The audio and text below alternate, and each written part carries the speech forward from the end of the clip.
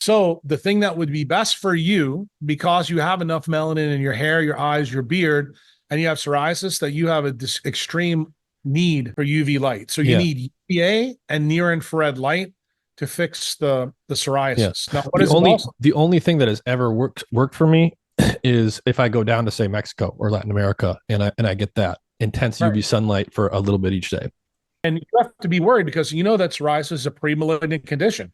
Based on what you and I have talked about, the first 2 hours, your eyeball should be like this big now because you're like, Jesus, if I stay in an environment that's blue lit with non-native EMF, Jack is basically saying I'm a walking textbook for a melanoma, a basal cell, or a squamous cell. And Mm-hmm. that's the truth. You are.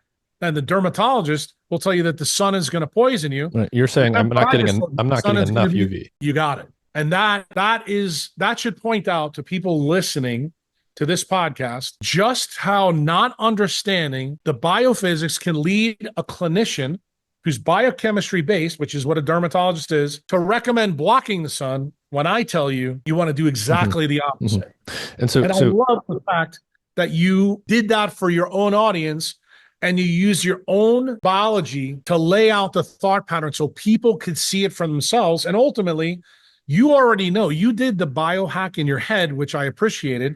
You said, Jack, it's kind of weird. Forget all the drugs. But when I went to Mexico, I did really well. yeah. Well, now you know the reason why, my friend.